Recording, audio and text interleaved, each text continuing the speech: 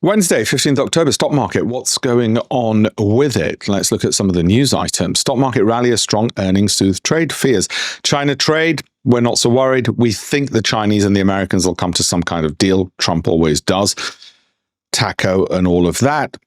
So it's earnings season in the US and profitability is strong. When I've had meetings recently with the likes of Goldman Sachs, JP Morgan, it's been relatively buoyant. Obviously, some of the bankers have said, well, we've got to be cautious in what we say. But overall, very positive. What else in the news might be causing us worry? Goldman Sachs stock traders beat Goldman in record quarter. Good. Record quarter. Did you hear that? The banks are doing well. I happen to, full disclosure, own Goldman Sachs and JP Morgan stock as well.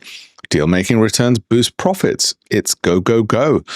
In the banking sector, JP Morgan joins Goldman in selling high-grade bonds. Okay, fine, not so much. ETF inflow smashed 1 trillion mark. There is a lot of money sitting around, and that money is coming to the market, or is coming to a stock market near you. What does it mean? Well, that's all positive. Did you notice that other headline there? NVIDIA upgrades at HSBC as AI suggests upside of nearly 80%. Now, isn't that interesting, given how many people think AI bubble, AI bubble, AI bubble? Doesn't mean there won't be volatility. There is. There's even volatility for crypto, of course.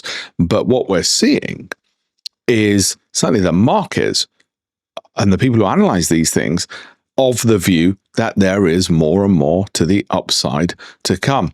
Are there anything else that might worry me? No. Bank of America beats estimates. Great. Morgan Stanley trading revenue up. There's a lot of positive news out there, unless somebody somewhere is worried. Well, Andrew Ross Sorkin is on the stock market crash that shattered America.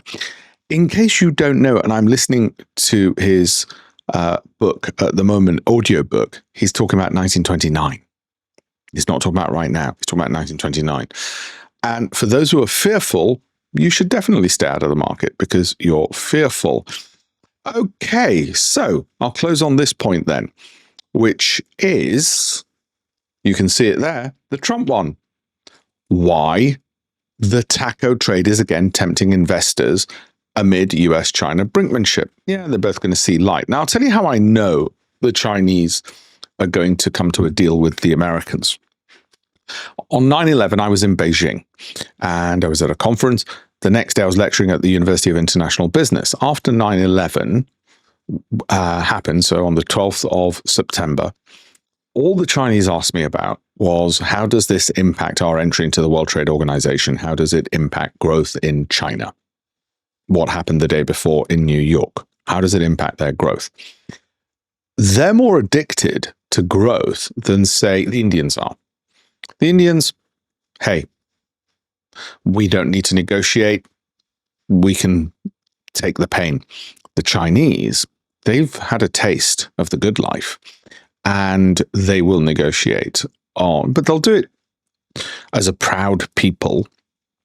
They won't do it the way, they're not going to grovel the way some world leaders have at the feet of Trump and say, you are the greatest man ever and please have 15 Nobel Peace Prizes. That's not how the Chinese work. They've got self-respect.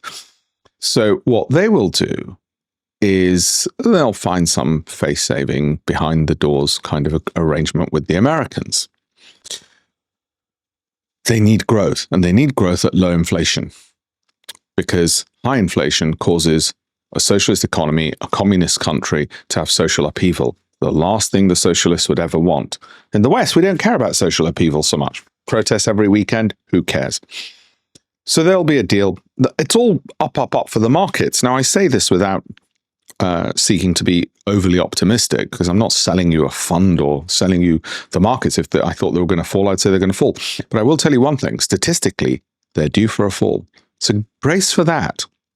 And don't panic if you've got good companies. If you haven't got good companies and you put too much money in the stock market, then you should definitely be panicking right now for the reasons I just said.